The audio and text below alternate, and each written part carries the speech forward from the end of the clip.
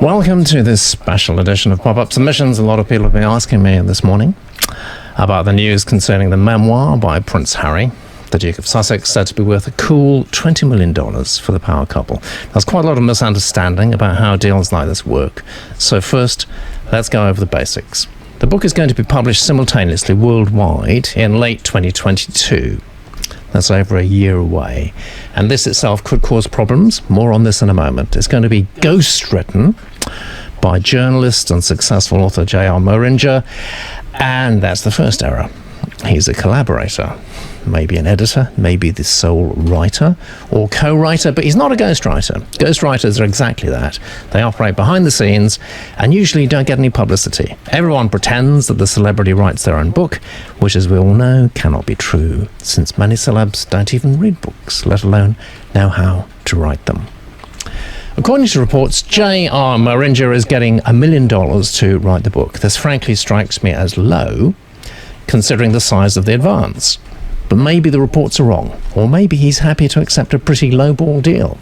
Or again, maybe the honour of writing such an august tome is sufficient reward in itself. We'll probably never know, because he will certainly be locked into a highly aggressive non-disclosure, non-disparagement agreement with the power couple.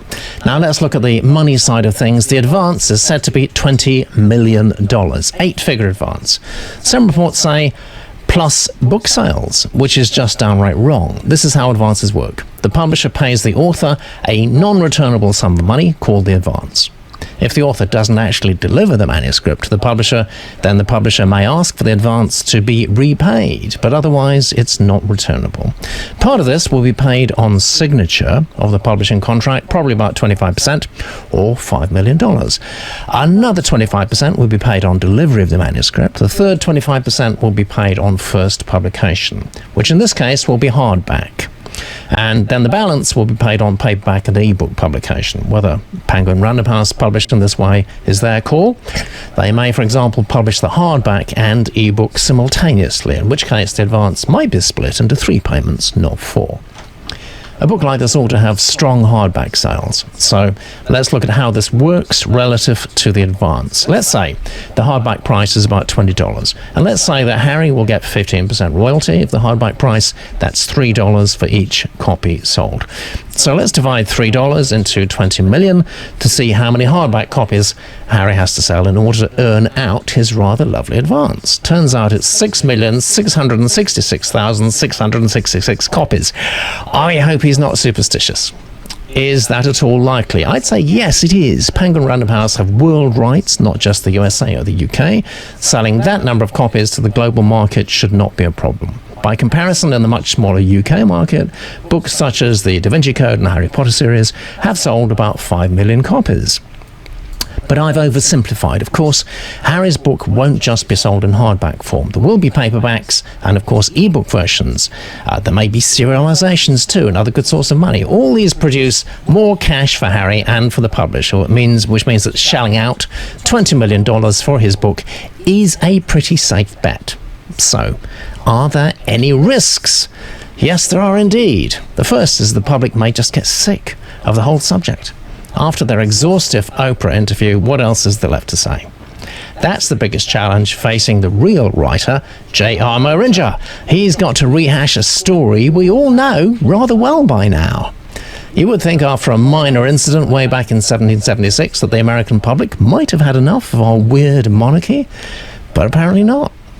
More seriously, large and influential sections of the media are not friendly to Harry and Meghan. However good the book may be, and probably will be a decent read, given the track record of the real writer, the media will slate it, which could dampen sales. The biggest problem, to my mind, is the long period between the announcement today and the publication date of late 2022. Well over a year. Anything can happen in that time. For example, if another calamity such as 9/11 were to occur, then few people will be interested in a self-serving, not to say self-indulgent, autobiography from one of the world's most privileged people. The public can be fickle. Also, you can bet your bottom dollar that much of the media will be hell-bent trying to obtain, by fair means or foul, early extracts from the book. Penguin Random House's security will have to be top-notch, CIA standard or greater.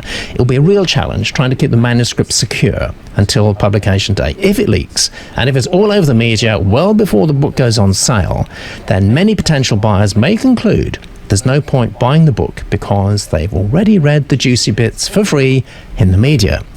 Well, I hope that's helpful to you and interesting. Do join me and my live guests on this channel every Sunday for pop-up submissions.